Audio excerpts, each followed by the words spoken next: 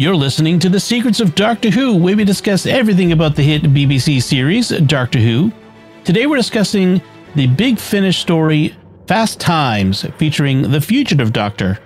I'm Dom Bettinelli, and joining me today is Jimmy Akin. Hey, Jimmy. Howdy, Dom. Folks, remember to like The Secrets of Doctor Who on our Facebook page at facebook.com/Secrets of Doctor Who. Retweet us on X, where we're at SQPN, and leave us comments. Also, stick around to the end of the show. We are going to have more listener feedback. But first, Jimmy, can you give us a recap of what happens in this episode? On Gallifrey, the division decides that, like in the Patrick McGoohan series The Prisoner, the Fugitive Doctor has dangerous secrets in her head and must be brought in before she can run. They have her partner, number 9, betray her, but she shakes him off and runs, becoming the Fugitive Doctor. But, like Dr. Richard Kimball in the TV show The Fugitive, she'll be doing good wherever she goes while on the run. The Doctor is quickly captured by bounty hunters and delivered to the prison ship Punishment, where she meets a young woman named Fade. Fade has a jailbreak plan for a group of prisoners that she needs the Doctor's help with, and the Doctor helps them escape. But the prison ship is being attacked by unknown hostiles and is going to crash. So the Doctor takes Fade with her and uses the TARDIS to save the lives of everyone aboard Punishment. She then learns that the hostiles are the Daleks, who she doesn't know.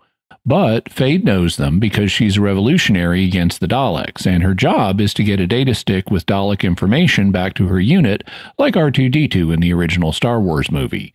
And like the Millennium Falcon in the original Star Wars movie, the data stick has a tracker that the Doctors are using to find Fade, that the Daleks are using to find Fade. While the Doctor is trying to escape from the Daleks, a division agent named Cosmo shows up on Punishment to claim the Doctor.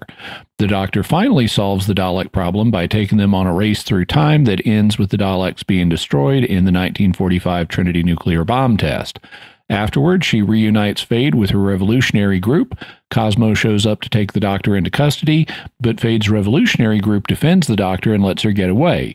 Afterward, Cosmo talks with the Doctor over the radio, and Cosmo reveals that, like Lieutenant Gerard in the TV show The Fugitive, she doesn't know or care why the division wants the Doctor. She's just going to do her job and bring her in. The end.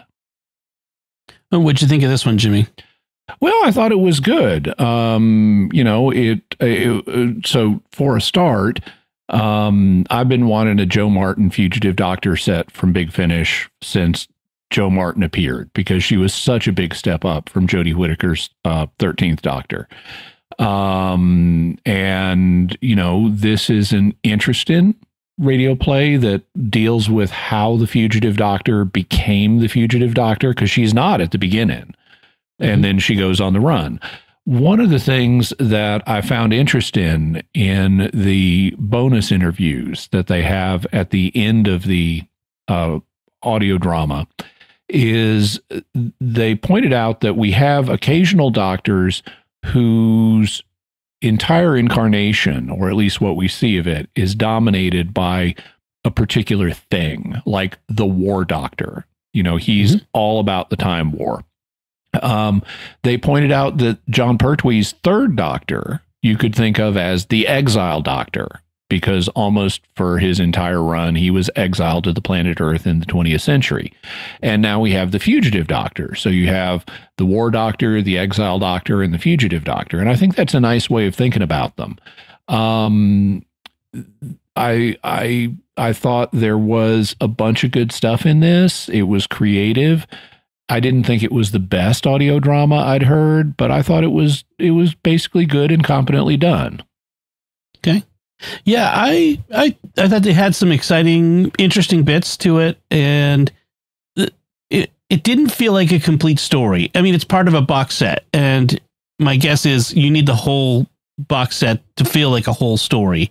You kind of start in the middle of something and end kind of in the middle of something, and then this is just sort of an interlude, a part of the whole event of her going on the run. So, but that's a small complaint. I liked it. I agree. It's fun to explore the Joe Martin Doctor and to this previously unexplored part of the Doctor's existence. It's hard to say life because it's so many lives, but his existence prior to the first Doctor. Well, in the Timeless Child realm. Yeah, there's actually a debate about that. So people have tried to fit the Fugitive Doctor into different points of the Doctor's chronology. One possibility is is that she's pre-William Hartnell. Mm-hmm. Another is that she is a season 6B Doctor between Troughton and Pertwee. And then another is that she's a future incarnation of the Doctor. And they haven't yet been definitive on the TV show about which of those is the case, although it's heavily implied that she's pre-Hartnell. One of the things they decided to do with her as a character is they talked to Chris Chibnall and he said, well, here's what I think she is, but he's not definitive on it.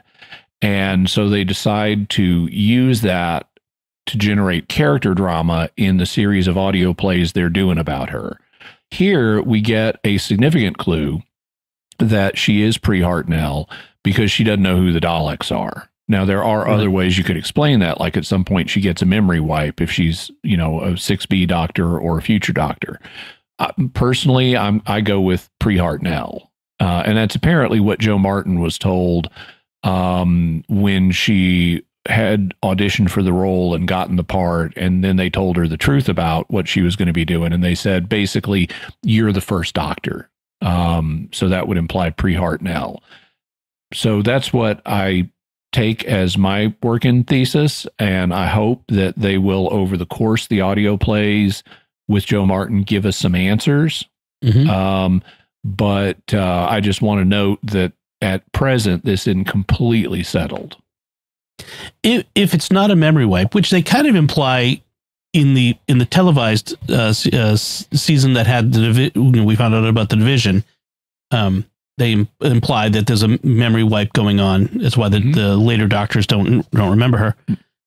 But even if it's apart from the memory wipe, it exposes a kind of a problem that we have in Doctor Who, which is the fact that the Doctor jumps around in time, but the Doctor has never encountered Daleks in all her jumping around in time prior to the Hartnell Doctor. It's just a sort of a difficulty that you have to accept with Doctor Who, like that the Doctor there are things the Doctor hasn't encountered yet, even though the Doctor jumps all over time. Mm-hmm. I guess. Yeah. But that's fine. Yeah. One of the things that I found interesting about this, and I worked some of this into my recap, is there are various obvious elements of The Prisoner and The Fugitive here, if you know those two TV shows. In The Fugitive, it features Patrick McGoohan as a character whose real name we don't know. He's a spy who has been captured because he knows something, and he's not even sure what he's supposed to know that they've captured him for. But he's put in this sort of retirement village for former spies to keep them off the grid and keep them from spilling whatever they know. And the people it's called, the place he's at is called the Village. And whoever runs the Village is constantly trying to get into the prisoner's mind to figure out why he quit his job as spy and what implications him quitting might have. But he's known, we don't know his real name. We're only told he's only ever referred to by the number he has in the Village. All the people are numbered. And so Patrick McGoohan, is number 6. And so there's a deliberate wink to that when they have the Fugitive Doctor's partner, number 9, betray her, since 9 is 6 upside down. He's like the negative image of 6. He's working for the bad guys. Then there's also The Fugitive, which originally was not a movie starring Harrison Ford. And Tommy Lee Jones. It was originally starring a couple of TV actors, and it's based on a real life story about a doctor who was falsely convicted of his wife's murder. In the TV show, he's Dr. Richard Kimball, and he's running from place to place and trying to evade justice. And he ends up getting involved everywhere he goes and doing good. And that's basically the template that we've got for the Fugitive Doctor's run. He's also being pursued by a police lieutenant named Lieutenant Gerard, who doesn't really care whether he's innocent or not. He's just going to bring him in. And that's what we have here in the form of the character Cosmogon, who the Fugitive Doctor insists on calling Cosmo to the displeasure of Cosmogon, much like the Fourth Doctor insisted on calling Romana Virat Rolundra Romana, much to her annoyance. So there's kind of this series is sort of the prisoner plus the fugitive, and this particular episode has lashings of Star Wars, A New Hope. Well, and in fact, the fugitive is sort of inspired a little bit by Les Miserables, which with Javert hunting down. And there have been other similar series that use the same basic premise, like the Incredible Hulk series from the 1970s was Bruce Banner's on the run, and he does good wherever he goes while he's on the run. And the A-Team. Oh, sure. Yeah. So, okay. Yeah, I can see that. It does have this. Speaking of Cosmogon, by the way, voiced by Alice Krige. Alice Krieg. Kriege. Kriege, right. Yeah. Oh. Who she was the Borg Queen in Star Trek First Contact and in the last episode of Star Trek Voyager, not the whole Borg Queen run, but the last one. But she's actually done a bunch of stuff with Doctor Who and Big Finish, apparently. Looking at her credits, and she's done quite a few Big Finish series, so it's kind of fun to hear her in this. And then we have the Division, and just to remind me, what was the deal with the Division? What were they about? Well, they apparently are they fulfill the same role as the Celestial Intervention Agency, which we know about from going back to the Fourth Doctor's time. They're a covert Time Lord intelligence agency that does basically black ops. And so the Division seems to be the same thing, but in the pre-William Hartnell era. Okay. Is it kind of like Section 31 where they're unsanctioned? Yeah, it's kind of like Section 31. It's also kind of like our CIA. Okay. So if you want to make an analogy, OSS, which was the pre-CIA, and then the CIA grew out of the OSS. Yeah. OSS was Office of Strategic Services. Right. Okay. So number 9, you mentioned, is her partner, not companion, because he's a Time Lord as well. So and it starts out they're on some kind of mission, in the Division. The folks from the Division, they want to see what she knows. And they want to stop her from running. They sense she may run, and so they want to grab her before she can do that. Right. And they suspect she knows something that she shouldn't, but she doesn't know that's like you were saying with the prisoner. Yeah, she doesn't. She, at one point, Joe Martin's doctor says, I'm supposed to have these secrets in my head. I wish I knew what they were. Right. And those are probably the Timeless Child secrets, or? No, there's something we don't know what it is. It could be related to the Timeless Child, but it may not be. Okay, because in the Jodie Whittaker stuff, that was what it was then, was the Timeless Child secrets, but that's not necessarily what it is now. Okay, I just sometimes with these audio stories, they start so fast, they run so quick, and I'm like, I'm trying to get the context. They kind of assume you understand the context, and maybe listeners don't have that as well. Mm-hmm. So it's interesting. The difference with this doctor is when she's in prison with Fade, she tells her, "I don't do friends." Mm-hmm. She's more of a loner. This is not your doctor who acquires folks along the way and goes on grand adventures with them through the cosmos. This is a very different, much more lone wolf spy doctor that we have here.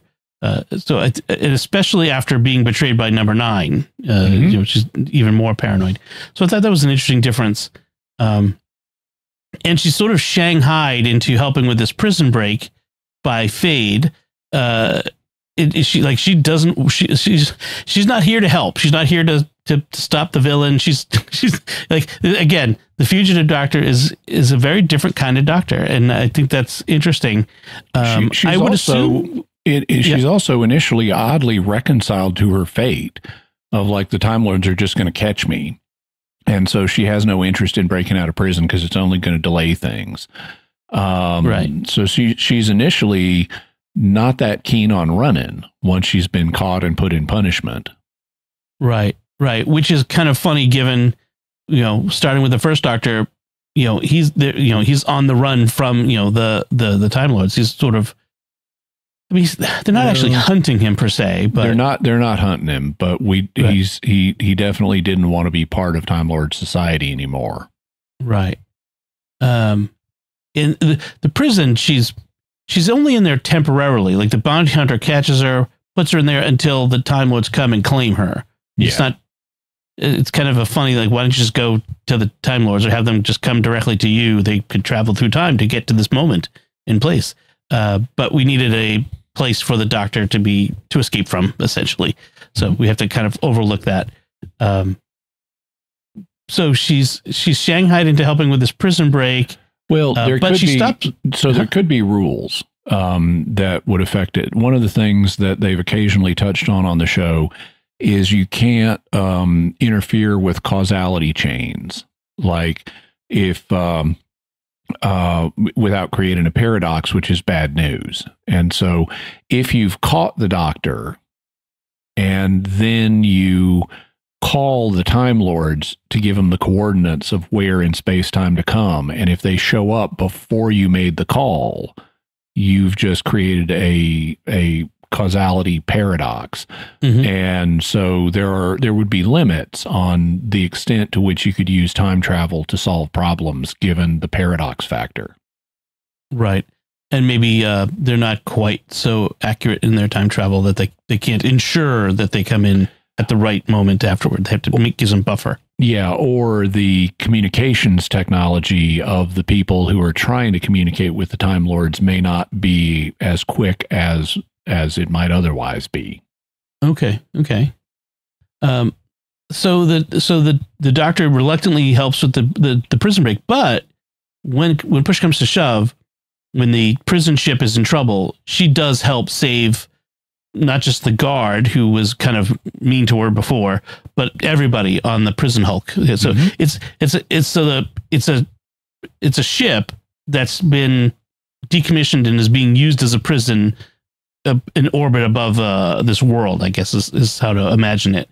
And the ship ends up crashing onto the planet when they escape. But the Doctor uses the TARDIS to create some kind of spiral that prevents it from crashing in such a way that it kills everybody. So she achieves more or less a soft landing for the ship. Right. And it's the Daleks. We don't know at first, but it's the Daleks who cause it to crash, because the Daleks have come for Fade, which was the other inmate, who seems oddly attached to a doll. That the Doctor points out, aren't you a little old to be playing with dolls? Clearly, there's something more to the doll. I thought the doll would turn out to be a person, like some kind of alien that pretending to be a doll, but instead it's just the doll's hiding a thumb drive, essentially. Full of Dalek secrets. Yeah. And so the Fade turns out to be a soldier, a freedom fighter, a rebel, on a planet that the Daleks have conquered. They invaded Fade's planet, and the remaining people on that planet have been fighting back against the Daleks for most of her life, she says. They must be doing pretty good, because usually the Daleks just wipe everybody out, right? Like exterminate. Yeah. Yeah. See, the Doctor doesn't want to get involved, but she's kind of again dragged along against her will. And then Cosmogon shows up. Cosmo, sent to fetch the Doctor on behalf of the division, but apparently not working for the division, just she's just another agent. She's not one of the leaders of the division.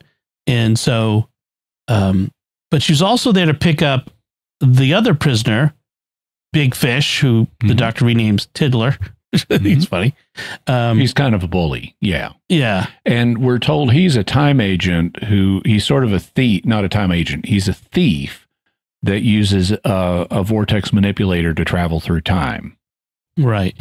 And his actual name is Phylax Sinister, which a little bit on the nose there with the Oh, it just means Phylax the left-handed. Yeah, that's right.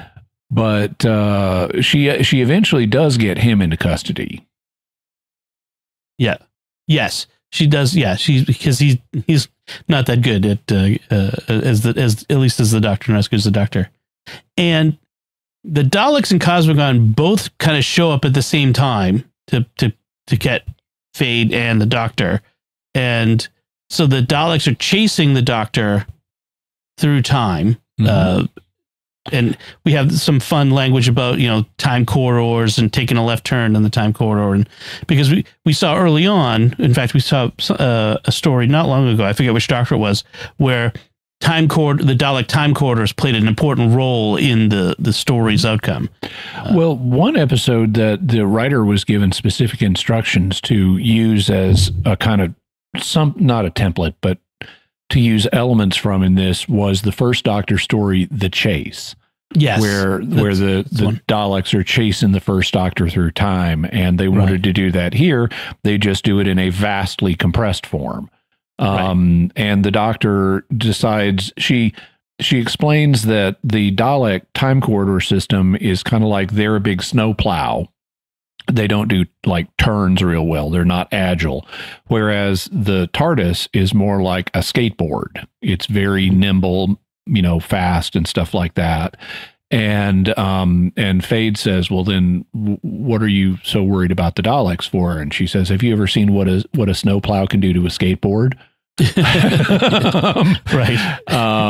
But she decides to use fixed points in time against the Daleks. So she starts searching for a fixed point in time. She comes up with the 1945 Trinity nuclear bomb test in New Mexico. So she takes the TARDIS initially to the late Cretaceous period in New Mexico and gets the Daleks feeling safe chasing her. Then she jumps to like 1886. And there's a train robbery going on, and the Daleks again show up and feel comfortable.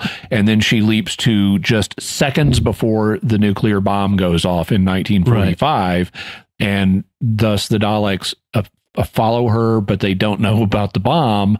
And so they aren't able to get out in time before the bomb explodes, so they all die. And as the Doctor tells Fade, she just taught the Daleks a lesson they will never remember. That was a good line. That was a clever idea to do that, jumping in place but through time to lure them in. I mean, you could do it with a supernova or whatever, but the Daleks might remember like they might have data on a supernova, but they might not have data on a nuclear atomic test. On some Earth. Backwater planet in its pre-space flight age. Yeah. Yeah, exactly. And so we end up where the Doctor's like, hey, where can I drop you off? And Fade's like, oh, so you're going to come, to the, she's like, no, I'm just getting rid of you. Like, basically, I need to drop you somewhere because you're not coming with me. So where am I dropping you off? I like the name of the place that they go to meet her group. It's a place on a planet, and the city is called Space Junk City. It's, again, a little on the nose. Yeah, but it's evocative. I think that's a good name. It's I can just imagine a city that's basically largely made out of space junk. Well, and that's the thing is, it's like you give it that name in an audio story, we can all picture what it's supposed to be. Yeah, it's like Slab City and in the desert outside San Diego. It's like a failed community that's all built on concrete slabs, and people just put up any kind of shelter they have or want. Slab City, it's evocative.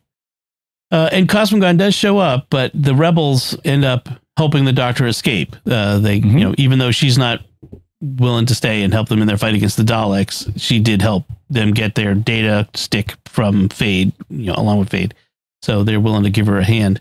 And Cosmo Gone says, we're not done yet, Doctor. I'm still coming. So, any other notes on this one, Jimmy? No, it's a pretty basic story, but I enjoyed it. It's not if I were ranking it, on a scale of 1 to 10, I'd probably give this a 7. It's not top notch. It's not like blow my mind, big finish. Right. There have been ones like that, but this is a basic, competent, fun story, and it's a decent introduction to the Joe Martin audio era, which frankly I am in favor of, because the TV show has not been given the Joe Martin Doctor anything to do but appear in flashbacks ever since she first appeared. Yeah. And so now we get to see her on her own terms, telling her own stories, not in flashbacks. Right. I think it being the introduction of the Fugitive Doctor does elevate this up, to that level. The 7 is pretty good. Mm-hmm. If it were another Doctor, I'd rank it lower, just because not much happens. It's just a sort of a series of events. But the fact that it's the introduction to a new Doctor who's different, I think is nice. I like that. And I've already heard the rest of this set, and it's going to go in very different directions now that we've got the Fugitive Doctor on the run and established as a character. Excellent. So, that should do it for our discussion of this story, but we do have our listener feedback, and we should get to that. This is coming from our recent season with the 15th Doctor. The first one comes from early on in the season from Lux. TJ Armendariz on YouTube writes, the Pantheon of Discord is something I believe was mentioned in the Sarah Jane adventures as part of the Trickster story arc, which was briefly tied in with Turn Left, where it was explained that the Time Beetle was part of the Trickster's brigade, and I believe somewhere in there the Trickster is referred to as part of the Pantheon of Discord and the God of Tricks or something like that. Mm-hmm. Which I do recall discussing that when we talked about Turn Left. I've never watched all of the Sarah Jane adventures. I've just seen a few episodes, and I haven't ever seen one that involved the Trickster. I know who the Trickster is. I've seen images of the Trickster, and I do remember the 10th Doctor describing the Time Beetle in Turn Left as one of the Trickster's things. And so they depended on, Russell, I don't recall if they mentioned the Pantheon of Discord in the Sarah Jane adventures. They may or may not have. I just don't know. Russell T Davies might have been planning on bringing the Trickster into the Pantheon on Doctor Who now, but we don't know what the future of the show is at this point. Yeah. I wonder if now that, that we're past spoilers, now that we're past the 15th Doctor era, are we going to go into a whole new, or are we going to be continuing to deal with the Pantheon of Discord? That's an interesting. Yeah. I don't know. I don't know how much Russell T Davies is going to continue on the show. And even then, it looks like some of the plans they had would change. Now, there have continued to be leaks from the show about what the original ending was of the reality war. And apparently, and now this could be false, but we've had some really reliable leaks this season, so this could also be true. But apparently, the original story for the reality war was meant to just be a 45-minute show, not an hour and 15-minute show. It was going to wrap up after they'd saved Poppy, and they were going to have a big Mayday party scene with the Doctor and Belinda and Ruby celebrating at the party. And then we were going to see Susan take Poppy by the hand and say something like, "Come on, Mom, let's go," which would imply that Poppy is the Doctor's Doctor's daughter who becomes Susan's mother. And then they were going to try to track down Poppy and Susan in season 3. But now Poppy has been retconned as she is only Belinda's daughter. And therefore, she's not Susan's mom. And so that story arc for season 3 has to be modified. It could still involve Susan, but it wouldn't involve Poppy as her mom. Yeah, they've put themselves in a corner, that's for sure. Mm-hmm. And then speaking of that final episode, Reality War, we have some comments on that. USMC on YouTube writes, once again, they didn't stick the landing. There's so many good elements, and they still ruined it. I have been watching Doctor Who for at least 45 years, so I'll keep watching. I agree that the better thing to do would have been to keep the ending and done either a short or have the Christmas special have the regeneration. Given what you just said. Only we don't know. They haven't announced any plans for a Christmas special. So right. Yeah. But if things had gone differently, that would have been probable. And then Mark Gillies on YouTube writes, one thing I can't understand is that the current companion is literally locked away for the biggest chunk of the episode. Mm-hmm. And then even worse than that, they completely rewrite the character and her motivations. To where she's reduced on a character level from being an active agent who was determined to get back, who gradually warms up to traveling with the Doctor, who evolves into the companion role, and suddenly, she's just Poppy's mom and she's staying on Earth forever. Yeah. Well, it's okay, is kind of contradicting the character that you set up for us here. Right. It's basically, I think it was, we're clear. If we're moving out the 15th Doctor, then all this, we've decided, I think in Modern Who, after Rose, I don't think any companions continue between Doctors. Clara, but only Clara. Oh, right. Sorry. Yeah, of course.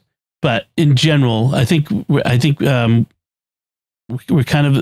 this point where it's like, when the Doctor leaves, we leave all the companions too. We clear the decks. Mm-hmm. I don't know. There was something like that in the old, in Classic Who. It's just they would typically anticipate the new companions by one story. So like when William Hartnell is getting ready to leave, they get rid of the old companions, Stephen and Dodo, over a couple of episodes, and then they bring in new companions, Ben and Polly, just before his final episode.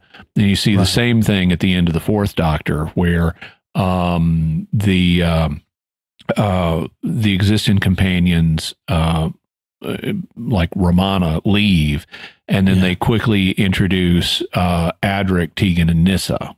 And then the same thing, they get rid of Tegan and Turlough in the 5th Doctor's time, just before the regeneration, which they bring in Perry Brown just in time for. And then so true. they tended to partition the companions within particular eras with only a little bit of overlap. Right. Although in the 2nd Doctor, we had a break at the last episode. We had a hard break because the whole show was getting a reboot. Yeah. Right. The Sarah Jane, she had more, it was more than just a little bit, right? It was a season. She was the 3rd Doctor's final companion for a whole season. Right. All right. So thanks everyone for the feedback. We do appreciate it. And now before we go, we want to take a moment to thank our patrons who make it possible for us to create the Secrets of Doctor Who, including John H., Daniel V., Susan, not that Susan, Stephen H., and Michael A. Their generous donations at sqpn.com/give make it possible for us to continue the Secrets of Doctor Who and all the shows at StarQuest. And you can join them by visiting sqpn.com/give. So that's it from us this time. What did you think of the Fugitive Doctor's first Big Finish story, Fast Times? You can let us know by commenting on the show at sqpn.com, the Secrets of Doctor Who Facebook page, send an email to drwho@sqpn.com, visit the StarQuest Discord community at sqpn.com/discord, or watch the Secrets of Doctor Who on our YouTube channel at youtube.com/StarQuestMedia. We'll be back next time when we'll be discussing an 8th Doctor story that's very timely, pun intended, An Earthly Child, starring Susan. So until then, Jimmy Akin, thank you for joining me and sharing the Secrets of Doctor Who. Thanks, Tom. And once again, I'm Dom Bettinelli. Thank you for listening to The Secrets of Doctor Who on StarQuest. And remember, it was a little more than nothing. It was bravery. It was decency and courage.